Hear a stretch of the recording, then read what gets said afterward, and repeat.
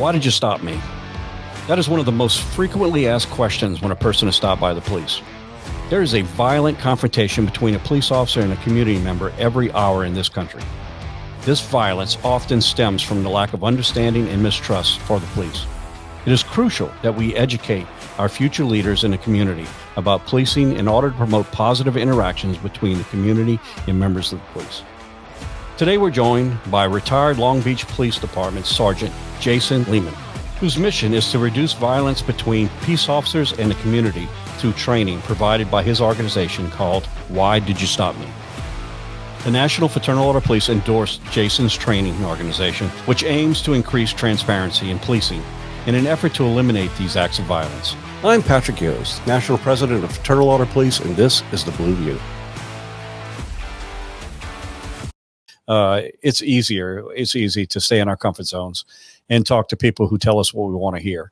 And talking in an echo chamber is not going to change anything. What we need to do is we need to have a better understanding on both sides of the equation.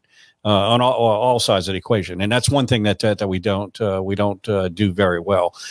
So you're right. Although those community policing initiatives that you talk about are effective, and they clearly are, they're not the most efficient. They're just one more tool in a toolbox of trying to get a message across.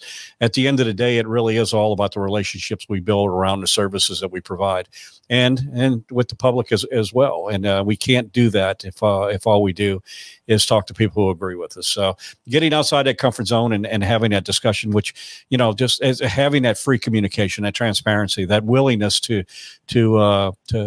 maybe be at a little discomfort.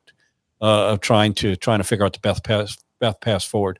So you're so right. There's so much you gave in that last collection of thoughts. Let's. What do you see the future of law enforcement? I think you touched on it a little bit. The future of law enforcement, we're obviously evolving. These last 2 years have been very difficult for law enforcement. 8 minutes and 46 seconds on a street in Minneapolis changed our profession forever. And it's one thing that I have a serious, concern with is we see a whole lot of approaches to try and do what's called police reform. And there's a wide range of it across this country. But what we do know, and then in a number of cities, it's been very, very detrimental to the crime rate. And the very people that these experiments are claiming to be helping are the ones that are being affected the most. Law enforcement, the quality of life in a community has a lot of spokes on a wheel. And law enforcement is just one of them. The criminal justice system is one of them. It's not law enforcement. Law enforcement is just a part of it. So when you have prosecutors that are allowing a revolving door, regardless of how they justify it, the end result is the same. We see anyone who's worked in law enforcement more than a minute knows that the majority of crime is created by a small percentage of people. And when we're able to take those small percentage of people out of the communities where they can continue to prey on people, then we see an impact on crime. We see murder rates go down. We also know that there are some people who benefit from this chaos. They benefit from creating this discord, whether it be political or whether it be financial or whatever. There are some people that just don't want to see this move forward. We find ourselves in a very dangerous time. And if you're a law enforcement officer, ambush attacks on law enforcement officers simply because of the color of their uniform is at an all-time high. And I would love to tell you that's just an anomaly, but this year's breaking last year's record. Last year broke the year before's record. We see a trend here happening that something has to reverse. Something has to happen. We have to recognize that we're doing some serious harm to the community, very communities that we're all pledging to protect. And when we talk about murder rates and we talk about percentages of crime increase, so none of that means anything. Let me put it to you in real terms. Every one of those numbers represents a family and a life that's forever changed. So let's quit looking at numbers because they're impersonal. Let's look at the fact that this path that we're taking in a lot of cities, we need to recognize that it's not effective, it's not efficient, and we need to do something. What do you see as the future of law enforcement, and how can programs like this have some impact and have cooler heads prevail and reverse the course in some of these failed policies and failed experiments? Yeah, I like the term experiment. I don't know why we have to experiment when I believe that we understand already what is going to work. What is going to work is for our educational institutions to allow police officers back into them. We're so busy kicking out the school resource officers and speaking about this school to prison pipeline and all these other things. And we're so busy and so hyper focused, worried about what has happened in the past, meaning, right? These concepts around police officers engaging in racial profiling and all these other things. And I will tell you, I wholeheartedly agree that when policing came out of the issues around slavery and those kinds of things, that there probably were those ideas happening. But we are far removed from that now. With that said, we have to understand people's reality. We have to honor people's reality. But it's our job as leaders to, number one, check ourselves, and then number two, provide information so that other people may be able to change their minds. Right now, what I believe is happening is I believe the loud minority, and I'm not speaking about minority by race. I'm speaking about the loud, small group of people are forcing changes that are detrimental to both police officer safety and community member safety. And I'll tell you, for years, Pat, we've used the term officer safety. That term is detrimental too. They're universal ideas, right? All of these me and them and us and, all of that stuff. This is a safety situation for all. We need to be engaging in community safety. That doesn't change the fact that I have to be safe, that I have to play, on a certain type of platform when I'm out there. But safety has to be enhanced. And how do we do that? We do that by reducing ego on both sides. There's 3 E's, reducing ego on both sides. We do it by working through enhancing energy. What is energy? Energy is our desire to want to do it. For community members, it's the desire to want to learn more about the police and learn how to better and more effectively cooperate. Also, learning how to cooperate now and being able to report police misconduct and learning about the systems around police misconduct and how you can report that. Because there are police officers out there, a very, very small number, but there are police officers out there that make bad decisions. There's police officers out there that make mistakes. And if police entities and agencies don't learn about it, they can't make the changes that need to be made. But the vast majority of police officers are doing it right. On the flip side, and then that 3rd E is empathy. Community members need to sometimes learn about empathy for the law enforcement profession right now and for the individual police officer. The individual police officer who may not want to be able to get out of the car right now because they may say something like, if I don't get out of the car, my career will continue. If I don't get out of the car, I'll live and I won't get fired for doing something that I thought was the right thing. If I don't get out of the car, these ideas around time heals all calls. I want a police officer who polices the neighborhood where my 2 kids live to get out of the car, to be proactive, to make those stops happen. I want that police officer to be able to run after somebody that's committed a crime. I want a police officer to be able to drive after somebody that's committed a crime and do those things and have that energy and vigor that I had when I was in law enforcement. I think the future of policing is going to go one of 2 ways. Number one, we're going to find funding to fund the police and fund initiatives like the nonprofit that we have, fund training not only for the community, but also for the police. Police officers are the best, but the best can get better. And we struggle in law enforcement, I would say in general, in teaching and training supervisory leadership, in teaching and training field training officers, and teaching and training police officers to not only be the best, but to continue every day to get 2% better. And then to be able to fund community training and to teach community members how to cooperate with the police and show them that the majority of the police are good. I think that the future really relies on us deleting the universal. And what does that mean? That means that if I say that police officers are racist, then people are going to believe police officers are racist. If I say if a parolee's lips are moving, they're lying, then I'm never going to believe somebody who's on supervised release. If I say this or I say that, and I don't put an identifier before the universal, we will continue to divide. I think we should be saying that there are some people who lean liberal who do not support the police, because the truth is there are plenty of people that lean liberal that do support police relations. So when we use that term some, it allows for other people who do defend that side to feel validated. I can't run around as a police officer and say all teachers are speaking poorly about the police, because if I'm a teacher, I don't feel good. Or if I say the media is hurting police community relations, what media channel is going to want to support me if I say that? So it's about putting in those ideas that it's some, or maybe it's too many, or maybe it's a few, whatever it might be, that really helps us in the future. But I think if we control ego on both sides, we enhance energy and that decision to be proactive, and we're allowed to do so.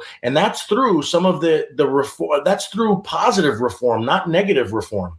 We don't need another assembly bill or a Senate bill that limits police officers' powers, as long as police officers are doing what they're supposed to be doing. We got enough rules. What we need to do is we need community members and communities to fight for police officers to take practice and policy and bring them closer together. The policies that exist for the most part are pretty well written, and some do have to change, but we have to be able to take that energy and make that work. And the last one is empathy. I think if a police agency is looking for the right police officer tomorrow, I believe that their testing should be around the ability for a police officer to show empathy, to be a guardian at times, and to understand that when it's a warrior, when it's time to be a warrior, they have to turn that on, because the rest of the police officers and the community members that they serve rely on police officers to have at times a warrior mindset, whether that be 1% or 0.001%. We have to have that in us in law enforcement systems still. So I think that's where the future goes. It's really about us coming together and uniting and spending more time with the people that unfortunately we might think we don't like. Seeking to better understand the other side really helps us. And that's how we become better. That's how I became an expert on Black criminal street gangs. And that's how I learned about communities of color. I don't know as much as I would never pretend to be a person of color. But when we think about it, there's two things that we should come into agreement with before we ever get into a police community contact. The first one is, I never chose the color of my skin. Neither does the person that I come in contact with. And with that said, I also did not choose the socioeconomic issues that are out there. That is not a police issue as much as it's something that's been out there. Like you said, police are just one piece of these spokes. The second thing is that I was either raised to have bias or not. I was either raised to be a racist or not. I had to learn that. And for me, I did not learn that. And so it's unfair for a person of color to judge me and say that I am making race-based decisions simply because I'm in an area where, unfortunately, the majority of the people that are committing crime may be Black or Hispanic. And that's just as an example. On the flip side, I can't look at a person of color and think that way. Now, the person of color can't look at me and think that way. When we come together and we unite and we're able to be vulnerable in our communication and our conversation, we will see huge differences in the future of policing. But it takes deliberate action. And unfortunately, it's not deliberate action on one side, it's deliberate action on both sides. I think the future of policing is us being proactive and spending as much money trying to prevent the police use of force as we do breaking down the use of force afterwards. I mean, all of these experts want to get on TV, and all of these experts want to talk about which side was right or which side was wrong, but none of them are walking into classrooms and training. Not police, not community members, nothing. We're just sitting back and we're sitting on our heels.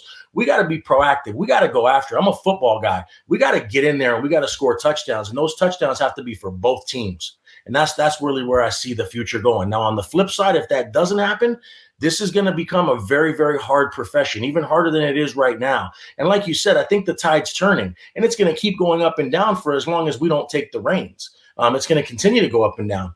But if we can take the reins and we can make some smart and strategic moves, I think we'll be able to see that policing will get a whole lot better. And my hopes is a whole lot safer, because right now it's a very, very dangerous time to be somebody who leaves their family to go protect people they've never met before, and to protect people with a vigor and a passion that they're called to serve with. So it's a very interesting time. You know, it's all about opportunity. If you truly want to make a difference in the communities we serve, or you truly want to make a difference in your community, you've never had a better opportunity to be part of something now that redefines the future. Which brings me into a perfect segue. Thank you, and that's a very thoughtful information you're sharing, and I could not agree with you more. but it's a great segue because you set me up for the next thing. If we look at these last 2 years, we do know one thing for sure: we're at a crisis in civilian law enforcement. That crisis is created in a large part of people. As we mentioned a little earlier in this podcast, it's all about respect. Everybody wants respect, and when we feel you don't have it, then there's a whole lot of reasons why people are leaving law enforcement. Just the environment that existed during these last 2 years, the demonization of law enforcement, the instability and security of our profession. As a lot of people said, maybe I can find a job and I can make more money. That's more stable, and I don't have to worry about how it affects my family. Regardless of whatever that is, we're in a crisis situation here in law enforcement. We have two major factors happening, and they have not let up. And the first one is that we're seeing law enforcement officers, they're either retiring early or they're moving into another profession. And they're doing it at numbers that we've never, ever seen before. So that in itself is taking experience off the streets and moving them out and making our agencies a lot younger and making them, working short. The flip side of that is that because of the instability, because of the demonization of this profession, we depend on the best and the brightest stepping up and taking this job and being the next wave of law enforcement. The quality of a law enforcement agency, the very powers that we possess are directly related to the trust we have within our communities, and recruiting is a big part of that. How can we recruit people from the same community that we're policing when all we did was demonize who we are? So I'm going to, our problem is this, and we know this. If I had a magic switch and I could flip that switch today, and everybody loves the police again, and we have 100 people standing in the line to take every open position we have in law enforcement across this country, you being a seasoned law enforcement officer, tell me how long it's going to take before those people will be able to be effective in a job of law enforcement. It's not going to happen overnight. So we're in a crisis situation. So two things. I'm going to ask you to give some advice. If you're a law enforcement out there on the street, tired because you're working short shift, because there's not enough people to go around and just run down, know that you're doing the right thing, but at the same time wondering at what cost is this right thing? Are you truly respected? What do you have to say to that law enforcement officer who still suits up and shows up every day and makes a difference in their lives? And followed by that, what would you say to those people within the community, those ones who complain and say that, law enforcement doesn't reflect who we are? What do you say to them about stepping up and be that change that you talk about? Give some advice. Let's. Yeah, absolutely. I think for the first part is the American law enforcement officer. The first thing that I want to say is something that they don't hear anywhere near enough, and that's simply thank you. Thank you for protecting the freedoms that we have in this amazing country. And thank you for suiting up when a guy like me can't do it anymore. I am that early retirement, leave early guy. And I did it because I wanted to be able to spread this message on a greater scale. But it was hard. I worked through the George Floyd issues, and I was in Long Beach for huge riots where thousands of people rioted. I worked through COVID and all those incidents. But I think for a police officer, we have to look at it from two angles. Number one, find the support amongst your peers and support your peers. There is so much value in being positive internally. The negative internal systems in law enforcement right now are leading us to unfortunate trauma. And I hate to say this, but they are one of the factors that leads us to the fact that police officers kill themselves more frequently than a lot of Americans. And suicide is a very real deal. So I would say that internally, we have to do a better job of supporting each other. Outside, I will tell you that when you get out of the car and when you make an impact serving from a whole heart, a lot of the rules and restrictions won't affect you very much, because professionalism deals with duty, right? You have to do it and you have to do it this way, because if not, it's a violation of policy. But caring comes from desire. And when you are professional and deal with professionalism with desire, and your badge has that heartbeat and not an ego, you go out there and you do things differently. You go out there and you deal with somebody who did not directly impact the rule that exists. It's just, you don't just find that state senator, right? You're going out and you're dealing with human beings. And when you go out there and when you serve from a whole place, making sure safety comes first, safety on both sides, and you go out there and you serve with that whole heart, I think that you'll take yourself back to your why. And that's the second part of it. Why did you get into this profession? And what is it that you can still do to answer your why? You still arrest people. You still go out there and provide a service. You make people feel safe. You still take one person off the streets and you help one victim at a time. And when you go out there and you do that, I hope that you remember the power that you have. What I do at the end of our courses when we speak to police officers, and we have a 1-hour piece on trauma and resiliency, because we feel that we have to address that. That's an unaddressed piece. But when we do is we ask a police officer, and I'll ask each and every person that listens to this podcast to do this. If you're active law enforcement, take that thank you and make something of it. Drive to the highest point and the highest peak in your city. Get out of the police car that nobody else has the opportunity to drive except you. And understand that the next 911 call you're dispatched to is a 911 call no one will go to if it's not for you. And the same thing holds true for the children in the city that you live in that you don't police. No one will respond to your kids when they need help if it isn't for our American police systems. And when you get out of that car, you feel that wind and feel that breeze and let that cape fly in the air and understand that you are the best of the best. But your responsibility and calling is greater than that. Your responsibility and calling is to fight to get better. And our resiliency and our trauma recovery, PTSI and PTSD recovery, it really needs to have this component of us getting better. We can't settle for mediocrity or substandard work. We got to go out there and do our best. And we have to find positive in a negative environment. I know that's hard. For the community member, for the person that lives, works, or plays in a community, there are so many things you can do to help out a police officer. You can talk through training systems with your friends, with your family, with your kids, but you can also just show some gratitude. Go out there and thank a police officer when you can. There's so many different things you can, give a cop a football, right? Give a cop a football and tell them to throw it around with your kids. Wave at people with 5 fingers, not just one.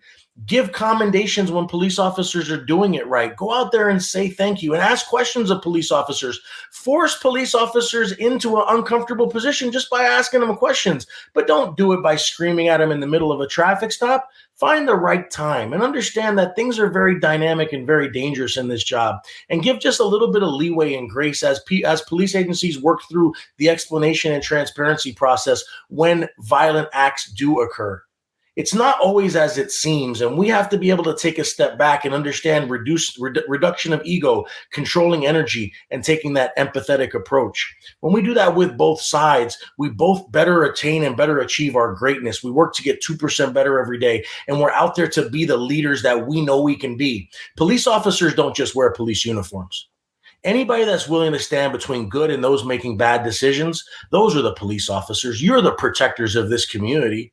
And we have to work together and unite to do this and not divide. And just because somebody makes a bad decision doesn't make them a bad human being. We need to be able to see past all of those ideas, come together, take our thought processes and put them together instead of dividing them. And we need to better unify. A lot of that has to do, though, for the police wellness and for the community wellness as well. We have to work through getting over some of this trauma over the last couple of years. It's got to be really, really hard to respond to a radio call right now. And it's also got to be really, really hard to be a person of color and trust the police. Right now, because of these systems that we have, it's hard for both sides. We got to work through those ideas and continue to push on and push forward. And I hope that leads to future safety, because we are seeing way too much violence out there on both sides. And it's got to stop. Yeah, Jason, I think I'm going to I'm going to leave it there. There's no way to say it any better than you just did. I'll take a stab at it. I'll quote one person who, Maya Angelou, says something that I think is so profound and fits so much into what you just and what you just described. Yeah, it's people might not always remember what you said. They might not always remember what you did. They will always remember how you made them feel. That's right. So, Jason, thank you for joining us. Some great information. I love your passion. Thank If you someone so wants much. to know a little bit more about your organization, your nonprofit, what's the best way for them to go about it? 100%. So you can follow us.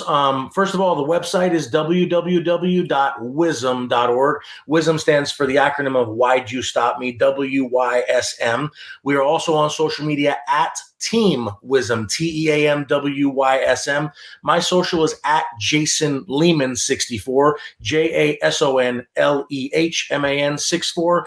And you can get a hold of us on social media. But something that you got to know, and Pat, I really want to be able to get this message out there.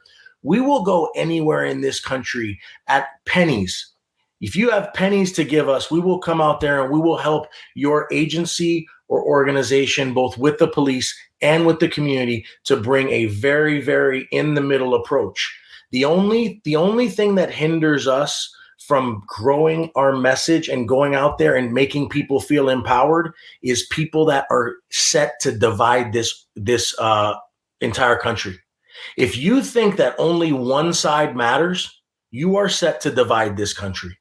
Both sides have to matter, and we are here to be able to help you with that and help to create that system. So, Pat, thank you so very much. Thank you to the Fraternal Order of Police, this amazing podcast to get this message out there. What you're doing with this platform is ultimately helping people to feel better in their position and lead to safety. And that's really what the Fraternal Order of Police does, is to be able to support what's right.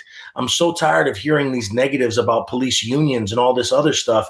Everybody deserves a defense. But when it comes to this, we should all be able to come together and see the benefit of us being able to unite. And so I'm super excited for this opportunity. And I thank you especially for this opportunity. Oh, Jason Lehman, Why'd You Stop Me? Great program.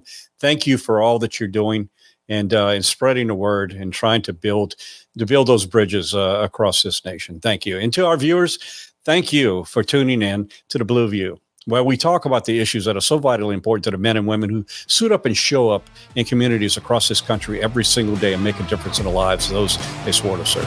Thank you.